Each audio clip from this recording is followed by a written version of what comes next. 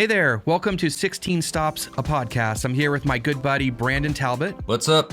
And we're really pumped to get this ball rolling, to get this podcast started. We've been talking about doing this for a long time, and we're two complete camera nerds that have been having so many conversations offline. We figured, let's do this out and share it with everybody and bring everyone else into the community. So in this first episode here, I want to introduce ourselves a little bit and then talk about the podcast. So maybe Brandon, you can kick it off and introduce yourself and talk a little bit about your background and why you're so into what you're into. Well, who knows? Because I spent the last 20 years of my life being a personal trainer, a performance exercise specialist. So definitely not the camera background that a normal person would have. But 3 years ago, I started on YouTube, like anybody else, just trying to put out videos. And what I noticed about every other channel on YouTube that was in the fitness niche is that it all just kind of looked, it didn't look very interesting. The storytelling was okay, but as a person who's very visual and loves movies, I wanted my channel to look a very different way. And so I started following a ton of photographers and cinematographers on YouTube. I didn't follow any fitness people at all. And then I started getting into photography. And 3 years ago, I bought my first camera. It was the Canon M50. And slowly, probably a lot like you, Josh, I started just like the more I learned about lighting and everything, I started upgrading gear. And as with everything in my life, I'm pretty darn obsessive. I just obsessed over the gear, lenses, cameras, you name it. And that's how I've gotten here. I think every morning, probably around 7 my time, I can expect a text from Josh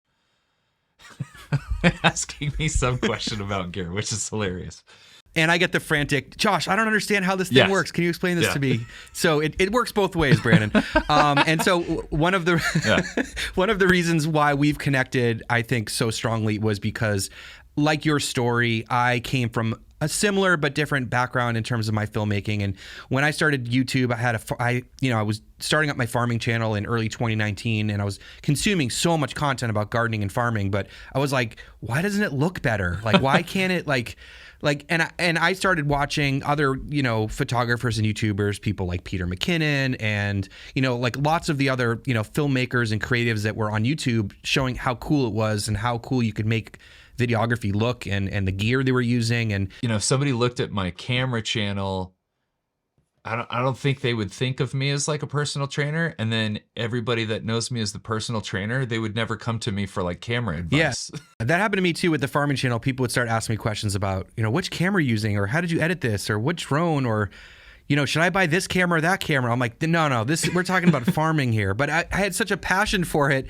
that's what initiated starting another channel. And I actually started the channel and ran it for a while, but put it on a shelf for like a year because I didn't like the direction it was going, and I was busy with other things. So then I was like realizing that I'm more passionate about this stuff now than the farming stuff. And so that's what I have to make content on. It's like whatever you're passionate about is, important, I think, to make content about. Absolutely. In terms of the podcast, I tried to give Brandon a pitch, and he just, this is his more creative side. He's like, let's talk about the podcast for a second here.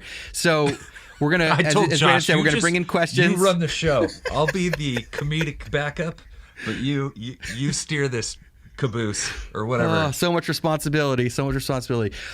So we're going to take questions from all of you, and that's going to be a big part of what steers the discussion and the topics that we want to cover. But every podcast will generally cover whatever news and rumors and stuff is going on, so we're current with what's happening. So it's enticing to try to watch it when it comes out, because we'll talk about whatever's happening in terms of gear and stuff like that. And then we'll pick a topic to talk about. So today we're going to talk about the big topic of switching to Sony, which we have a lot to say about. So juicy. And I'm sure a lot of you, so juicy, without getting into the drama. And then after that, we'll take questions, but we don't have questions for the first episode, obviously. So let's talk about some of the news topics and stuff coming up first. And I know if anyone saw the the live stream that we did last week, you probably saw some of this. But some of the rumors, let's talk about Sony first. There's 2 cameras that got rumored, first of which is the A9 Mark III and the A7C Mark II.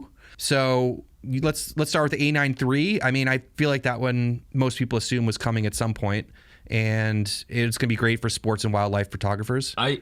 It's an amazing camera, and somehow I totally forgot that it even existed. Every sports photographer, and I'm one of them. That's funny because like my photography background is definitely in sports, but I don't know how, but I completely spaced that the A9 was like a line that they did, and they are excellent cameras. So forgive me, all of you sports photographers out there. My bad. Yeah, I think it just kind of makes sense. They've updated all their other lines with the new body design, menu system, 10-bit video, all that stuff. So I think it makes sense. And I think some people are probably like, why would they have an A9 Mark III if there is an A1, right? Yeah. But the price point's going to be, what is it's going to be much cheaper. $2,000 less, typically? What are they, like $4,000? Yeah, I think they're like around $4,000 plus or minus. And so, their Sony lines are so like designed, and it's like, if you want high resolution, you get the R line. If you want video, get the S line. If you want a combo, get the A7 line. And then if you're doing, fast action stuff, you get the A9 line. Or if you want everything in one, you get the A1. Yeah. Not so clear with the other brands. No, it's not. And then the A7C Mark II, which just got rumored a few days ago, is going to, from what I saw, again, these are all rumors. We don't have any inside information about this, but it'll be an A7 IV shoved into an A7C body. So smaller body, either a very small EVF, more compact, I guess, maybe cheaper. Yeah. I would assume that's going to be a pretty popular camera. What do you think? Yeah, I think if they can get the price down, that's my biggest thing, is if they can get the price down. Is the A7 IV 2,500? 2,500, okay. And the A7 III was and I think still sells for 2,000. And I think that was sort of one of the reasons why the A7 III was one of the most popular and important cameras in the last bunch of years, was because of the price point and because of it could just do everything. And I would love to see it come out of 2,000 or less, but I doubt it. Yeah, I mean, we'll see. A full frame camera with that much dynamic range and the downscaled image for under 2 Gs would be, it'd be a hot ticket. Yeah, it would be. And I think one thing that we're missing in the market is inexpensive full frame cameras, because if you want to get into full frame, like there was the RP for a long time, or it's still out there. So I shouldn't say it's not there. People still are using it. The astrophotographers. Yeah, just like if you want to get into full frame photo, I mean, it's totally an option. And I think a lot of people got the EOS R and are still using that camera. Yeah. And that brings on to the rumors that I saw this morning, Brandon, was some rumors about some 2 new Canon cameras, which I sent you over. I don't know if you got a chance to check that out. I did check it out, because as soon as you sent it, I just slammed my phone down in disgust and frustration. Like, damn it, Canon. Why are you frustrated? Let's talk about that. The rumor said like the R8 was coming and another camera and then 2 kit lenses. And it's like, I get that you need to like fill out the camera line, but you have like little stepchildren lenses wandering out in the ether going, hey, where are my brothers and sisters? And as a person that's heavily invested into Canon, I too am wondering this, like, where are the rest of the freaking lens options? Because you got rid of third-party lenses, so the only thing I can do is wait on Canon, and they're like, we'll make some kit lenses. That'll be good. That's a smart move. Ugh. And they're kind of weird. It's like a 24 to 50 variable aperture and then like a 55 to 210 or something. Like, what? Yeah. I don't know. Maybe they anticipate like just a sea of 12-year-olds getting into, YouTube, and they're like, we got to get that like $600 camera lens combo out there. I don't know. Well, I think so let's talk about the 2 cameras first of all. So the R8 is rumored to be a $1,500 full frame camera. What? And okay, I didn't see this. Yes, you didn't read it. You just slammed your phone down and didn't want to look at it. That's how I am. Remember, shoot first. You just saw the lenses. You just saw the lenses. Yeah, so $1,500 full frame camera. I don't know what the cripple hammer is going to be hard on that thing. I don't know. Yeah. I mean, who knows what they're going to put in there or not put in there, but I'm guessing it'll be a good photography camera. I wonder if there's just a big wheel at Canon that has like options, and somebody's like, okay, which options are we taking out? And then they spin it like the big Jeopardy wheel, and they're like, 4K 60. Oh, it's got a 2.6 crop. Okay, what's the next thing? And then they spin it again. And that's how they come up with the options for a camera.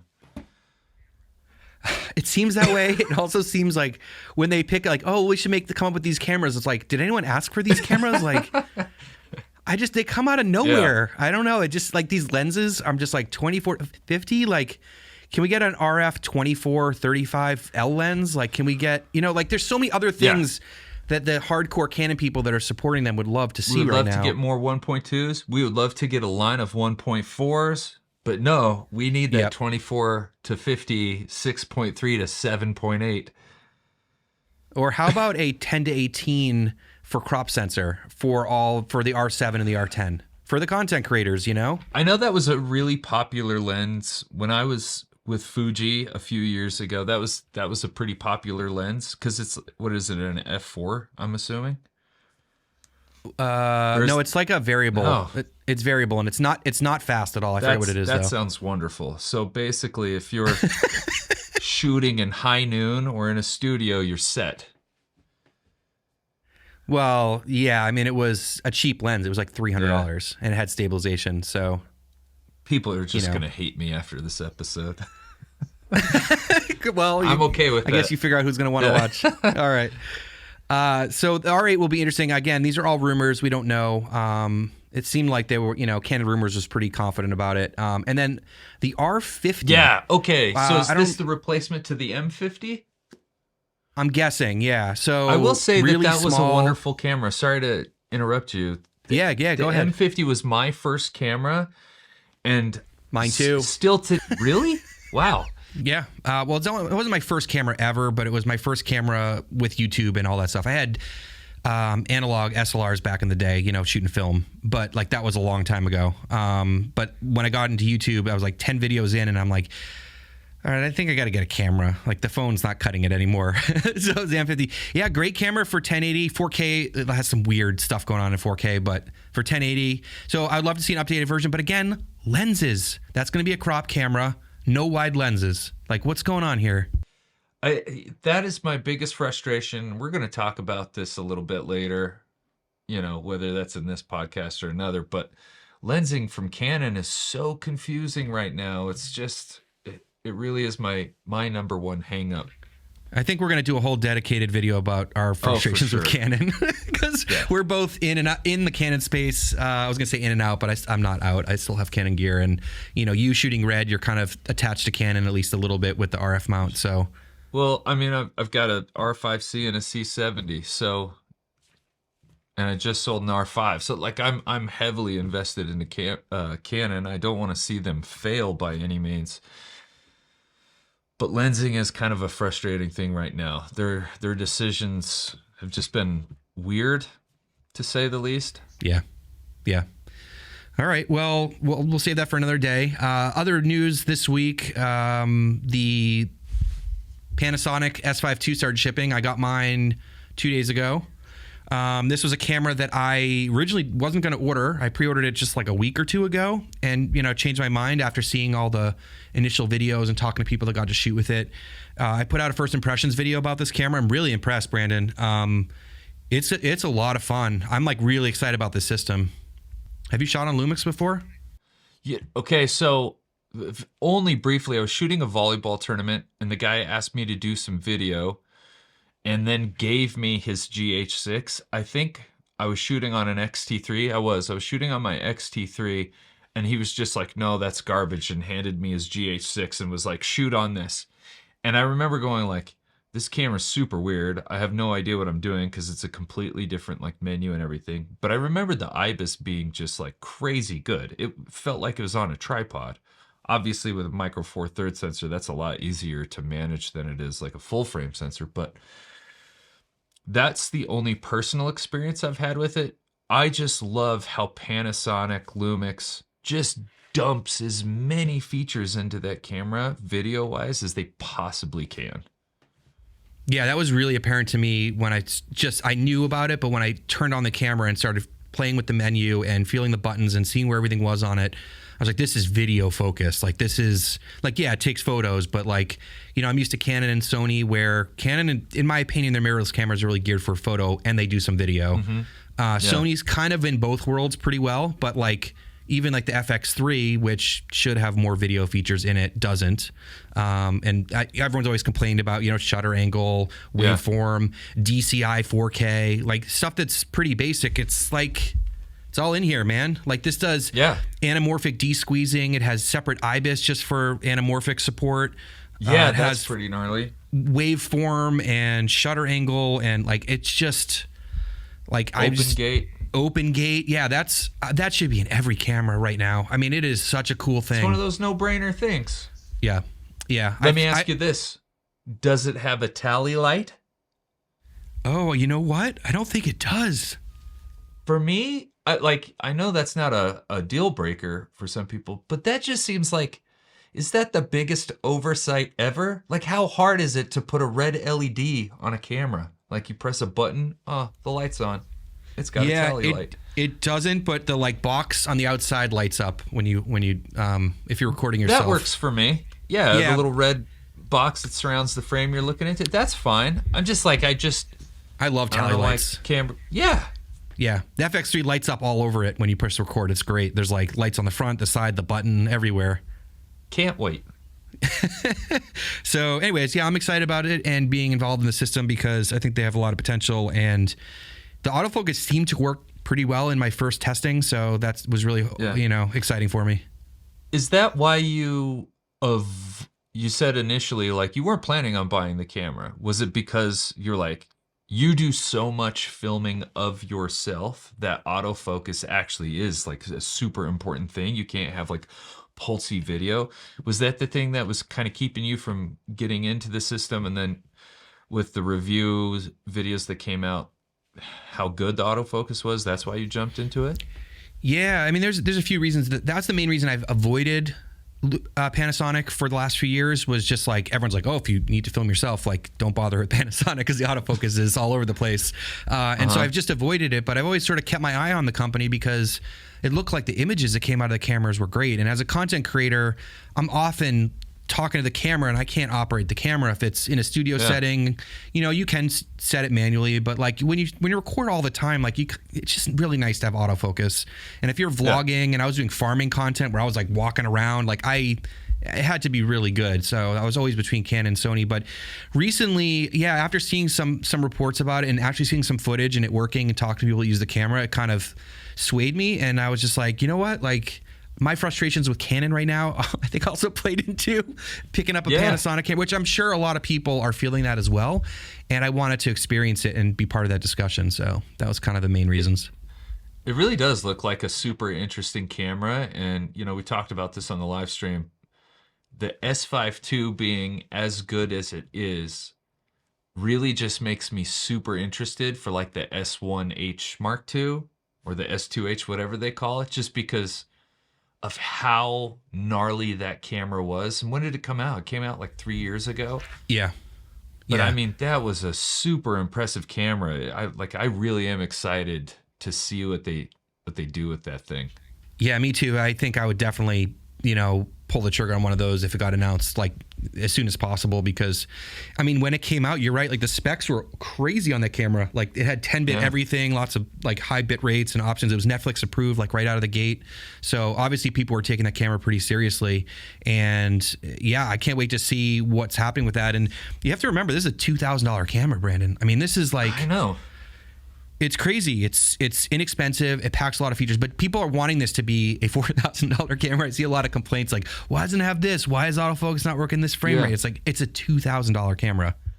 The value proposition is very high, because if you look at other cameras like the A7 IV, the Canon R6 Mark II, you're spending $500 more and still not getting all of those features. So there's only so much you can do, and probably those things that they want are probably going to be in the S1H Mark II. Like you got to make money at some point, but they're certainly not hammering the camera by any means. Yeah, and so it's been really interesting to watch this sort of from the outside. Most of us saw a lot of creators get flown to Japan for the press conference and the release of this, and they were given, a camera with a whole bunch of lenses on permanent loan. And I think it's been a big play by Panasonic to try to get back in the game here and to really get a lot of cameras out there and get people talking about it. So I was also kind of interested in the fact that the S5II is a little bit confusing, but comes out like end of May. And it's the same camera, but it has a couple extra features. That was an interesting marketing move. I'm not really sure about that. Do you have any thoughts about that? I did think it was weird to release it so much further after the first one. Like, it just seems like if you're gonna spend all that money and get people to Japan, like, you should probably piggyback off that hype. So obviously, I don't know what they're doing. I'm not a marketing guru, but. And then it's because I think it's only $200 more, right? Yeah. And the big draw for that camera are the additional codecs that you get, if I'm not mistaken. Yeah, you get all eye in the camera. This only has IPB, or maybe it's called long op, but those are the same thing, or very similar. And you also get external RAW recording, which is, I think, a $129 upgrade if you want it on this camera. So for $200, it's kind of a no-brainer if you want that. Also, you can record externally to an SSD over USB, which is really cool. It is really cool, but I used to do it all the time on Blackmagic, and in practice, it's just another thing that can fail. So for me, that's how I used to think, just because SSDs are so cheap. So it is nice from a value proposition. It's like, I could get a 2 terabyte SSD and film all the codecs straight to this thing and then plug it right into my computer. But after me personally, like, I'm like, nah, I don't want a cord to snap. I don't want something else to fail, because now I'm running through 2 points. So I'd rather spend the money and just have everything internally. But I'm sure there are filmmakers out there that want it. So yeah, I personally wouldn't use that either. I think there's some use cases where it makes sense. I'm guessing really high bit rates and maybe a long form thing or studio setting, or but like run and gun, like just buy another SD card, man. Like, they're going to work. You can dual record.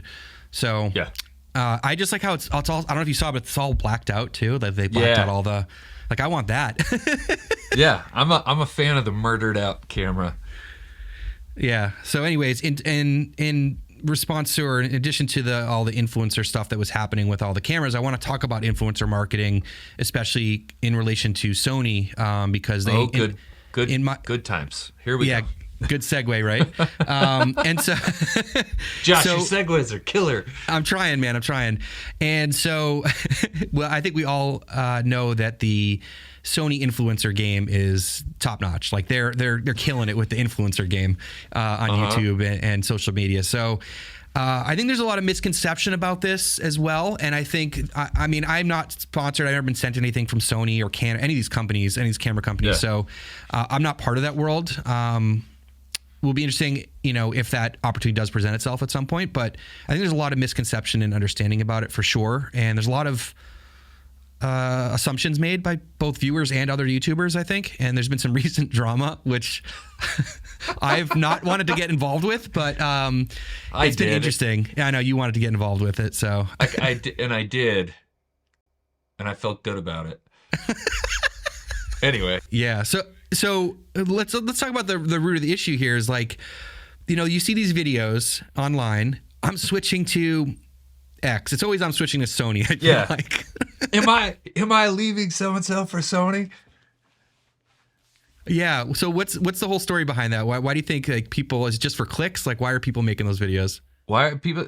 Well, yeah, they obviously get that. Like, they get clicks. Like, you're not spending your hard earned money and time on a new system if the views aren't going to be there as a YouTuber, right?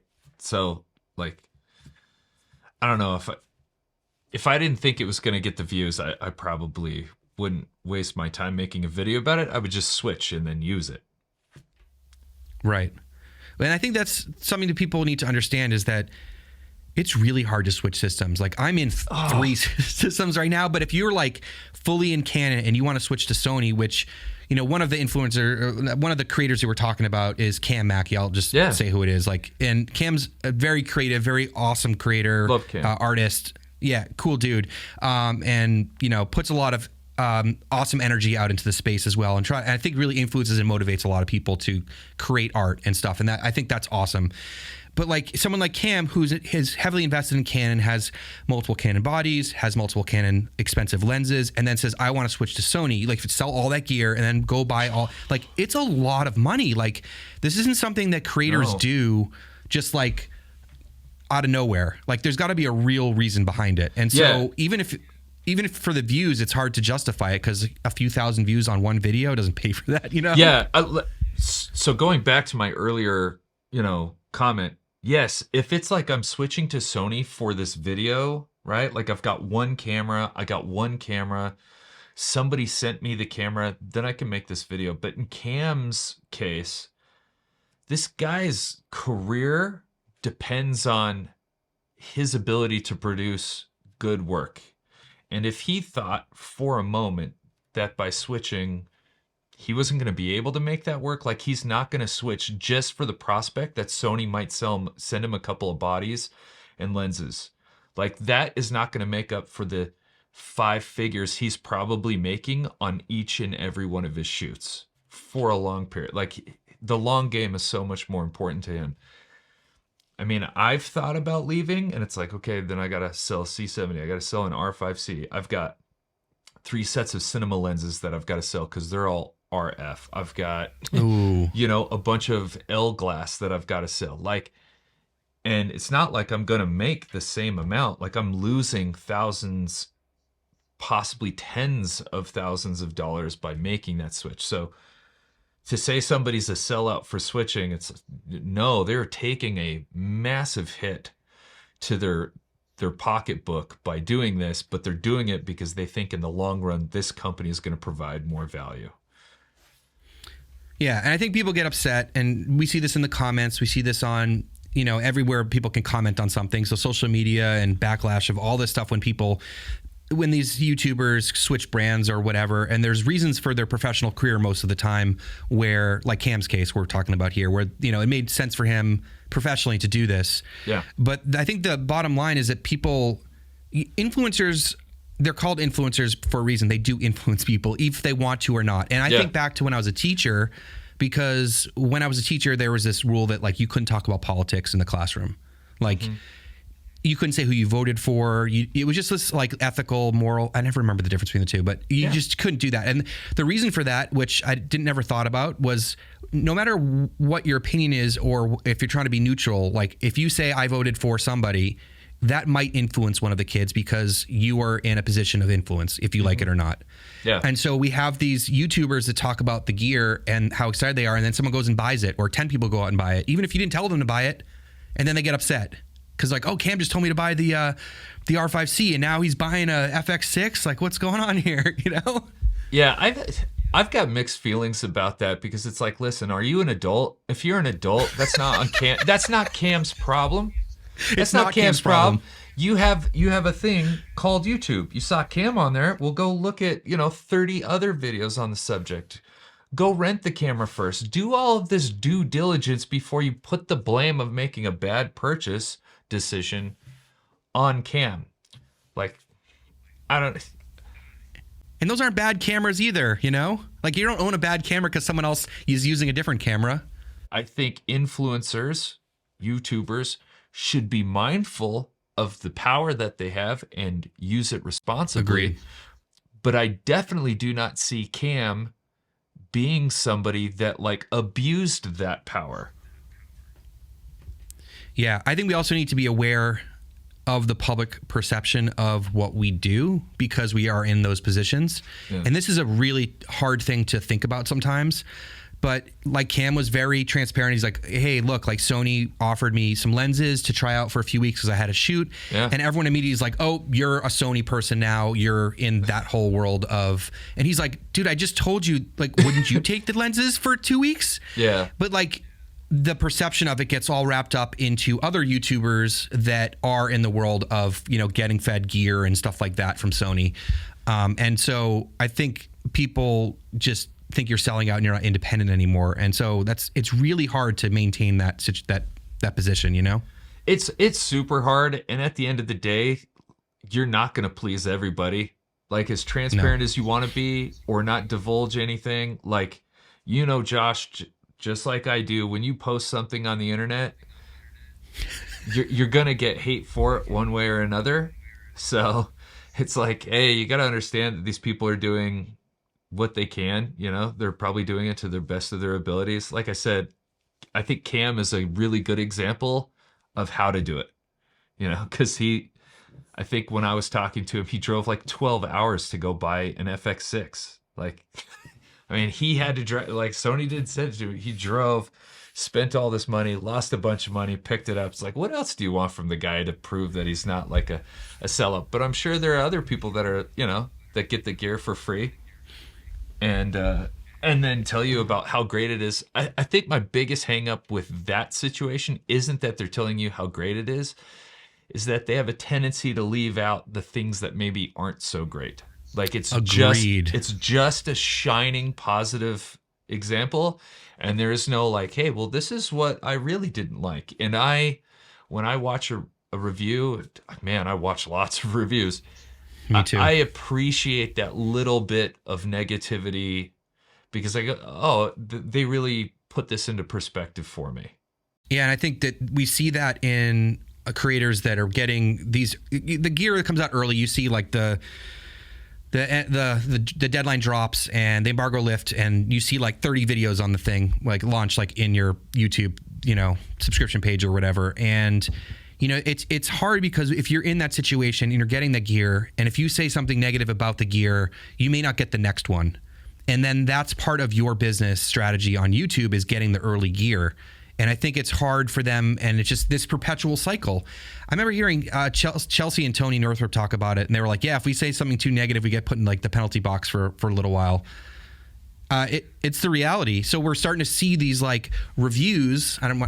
I didn't mean to get so far into this, but I guess this is what podcasts are for.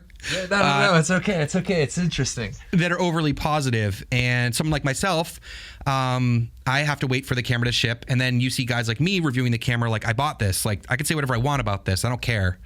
So it becomes a little bit tricky in that way. Yeah, you're in a tough position when a company gives you something and you're like, okay, this is everything I like. This is what I don't like. And they're like, we're not super happy that you said that. So we might not send you on the next trip, Yeah, that's the thing. You is don't these get companies to come to Japan. Yeah, I mean, we're all human, right? Like, that's why, it's always been the case where, the company trying to sell you something takes you out for dinner and buys you nice things. And like, like those strategies have worked forever. You know what I mean? Like, because we're human. So, but take me to Japan, Panasonic. I would love to go back. I'll say whatever you want me to say. Just fly me to Japan. All right. So the bottom line is there is a reason behind all the influencer stuff and behind Sony pushing products with people and stuff like that. There's a reason why people are switching to Sony. And I think that's really the bottom line is I want to talk about is like, why are people switching to Sony? Because I always have a Sony camera and I'm leaning more into it lately. And you are wanting to dabble now. So, well, like I said, I went from Fuji, and I love Fuji cameras. There's something that's just fun about Fuji cameras. I still have one. I've got my X100V. I love it. Take it with me everywhere. But it's not something that, like when I had my XT3s, if I was shooting in the studio or doing some sports stuff, like it just wasn't reliable enough for the professional setting. So I went into Canon. At the time, the R5 came out, and my God, I was just like blown away by the R5, and I ended up getting it. And for the style of shooting that I was doing, I was one of the people that avoided the overheating. And I loved the image, I loved the workflow, loved the ergonomics. So I just continued to buy Canon.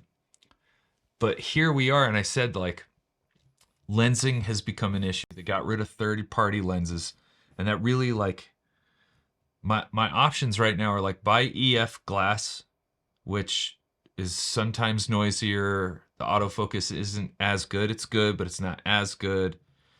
Or I can pick up like third-party cinema lenses, and I love those. But if I want something easy to just like shoot behind me, then it's like, hey, my only option is like this $2,500 lens. It just puts me in a weird spot. Plus the bodies are huge. Like my R5C with 15 to 35, if I'm trying to vlog, that's a massive camera. It's almost as big as my C70. And so me and you've been talking for a while. I've been like, what about the FX3? You know, I've probably asked you a half dozen of times. My buddy Ben owns a bunch of them. And the other day I finally got to like just see one up close. I was like, the image on this thing's amazing. Mm-hmm. And I wasn't concerned about the image. It was just like the size. I want something a little smaller because I think I told you last night, I went to go shoot jujitsu, and to pack my R5C and 2 lenses, I needed like a full-on backpack. I was like, this is ridiculous. And that FX3 is just so small. Like the image, amazing. I don't think anybody like, you know, was talking about how the image isn't very great. Image is amazing, but the body is like so ridiculously tiny. And today I didn't dabble. I just straight up bought one. Nice, dude. So we'll see how it goes, right? Since I'm an influencer, I'm going to tell everybody to go out and buy one. But hopefully people understand your sarcasm, right? Josh, Josh, you influenced me. Oh my gosh, I'm so mad at you. So if it doesn't work out, I'll just return it like an adult. So, but I'm really excited because Sony doesn't have a lensing issue. My God, there were so many lenses to choose from. I thought that was rad. And then just the super small form factor is like right up my alley. And the R5C is wonderful. The Canon C70 is an amazing camera. I'll never sell my Komodo, and I prefer big cameras if I'm behind them shooting somebody else. But if I need to shoot me, God, like holding 10 pounds out in front of me just gets annoying. So that's why I'm moving to Sony. It seems like, hey, you get S-Log3 with every camera. You get this massive assortment of lenses. You get a really powerful camera, but it's small. There just doesn't seem to be too many compromises. Yeah, there's convenience and less compromises with that whole system. And that's been my struggle with Canon for video. It's like, okay, so you want a real video camera, like you go get the C70. Okay, it's a crop sensor, but it has an RF. But maybe we'll use a speed booster and we'll use older EF lenses. But then we're going to pair it with what? An R5, which doesn't shoot in C-Log2. It just goes on and on with these things. And if you work into the Sony system, all their cameras match pretty well, like pretty close. They are all full frame. They all use the same lenses. And they're just convenient. That's the thing. Yeah. And I've had the FX3 on and off basically since it came out, and I'm currently using it for my client work. It's the most versatile small camera on the market, in my opinion, for shooting video. You shoot every frame rate, doesn't overheat, like 10-bit 422, like insane dynamic range, S-Log3. And there's a reason why people are switching to Sony is because there's just less compromises.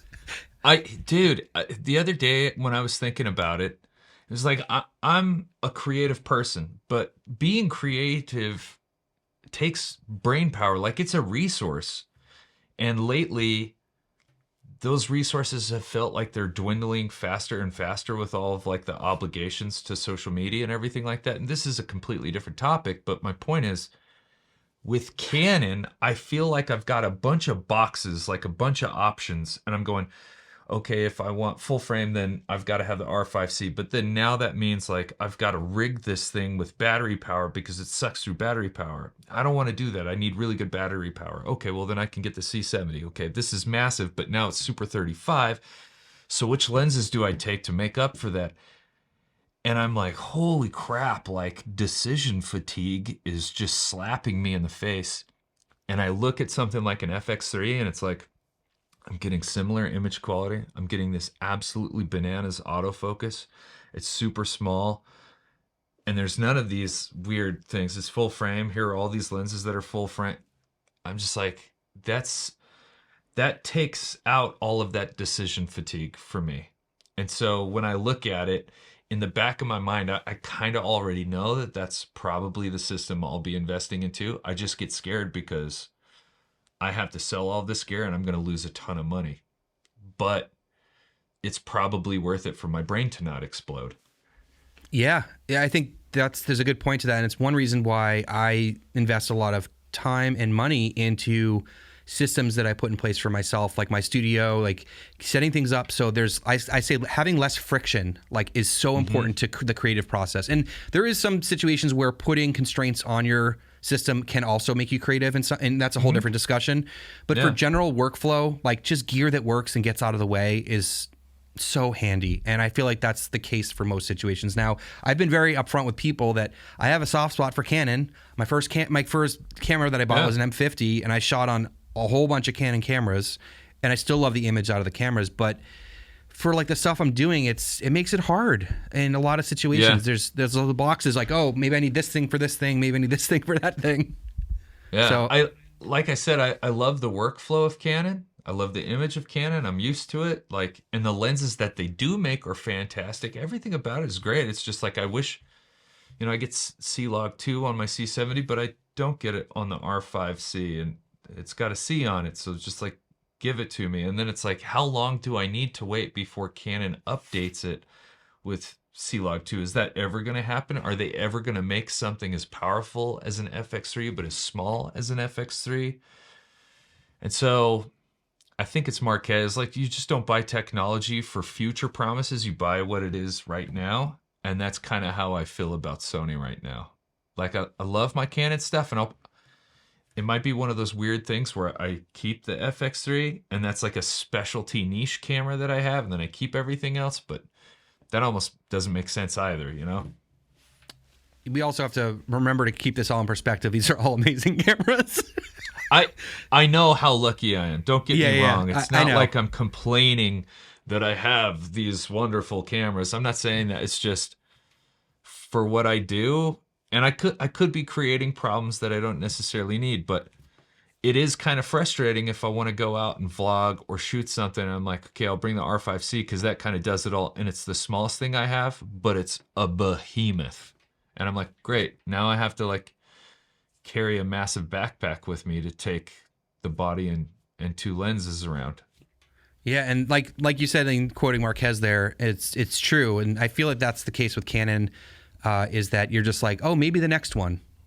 Yeah. And I'm like, I don't want to wait anymore. And Cam made that great point in one of his videos about that. He's like, I'm sick of waiting. Sony's got the stuff right now. Like, that's what I want. So I think there's a big push in that direction. And, like as we're sitting here talking about, video cameras and stuff, and maybe it's a really small market for them, and maybe we're just the loudest group. I don't know. Yeah. But then they release they're going to go with the R8 and the R50 the like R8 we talked about. And R50. That's what I mean. That's why I was so frustrated, because it was like, there's demand for it now, whether it's higher than the R8 or the R50. I just feel like there was plenty of demand for these other things, especially from the lens line. And it was like, here you go. You don't get any of those things. I've told you plenty of times about like my IRIX lenses. I've got IRIX Cine lenses. I love the lenses. There's a 15, a 21, a 30, a 45, and then a 150. And I have waited on something to fill the gap in between the 45 and the 150 for like, a year. And they announced that they were going to be filling that line at the end of 2022. Here we are 2 months into it, and the last thing that they made was a remake of the 150 without the macro. And it's just like, at this point, you're probably gonna lose me as an IRIX lens customer, and I'll just sell everything and go with Mikey because they have everything, or DZO because they already have their set like filled out. It's frustrating. It's frustrating. I'm just very frustrated. Yeah, and I think the more that people voice their opinions about these sorts of things, the more hopefully companies will listen. And I do think that Lumix coming out strong right now with their new autofocus, I think is going to put pressure on Canon as well, because it's been Canon, Sony, and Canon kind of does their own thing, and Sony's been like kicking butt, and people have been noticing. So I think it's great. The more pressure, the more competitive cameras out there. Competition's good. Yeah, absolutely. I'm not completely switching to Sony. So I still gotta, I feel like there's things about these cameras that I still love and can make work. And I'm very lucky that I have all these tools.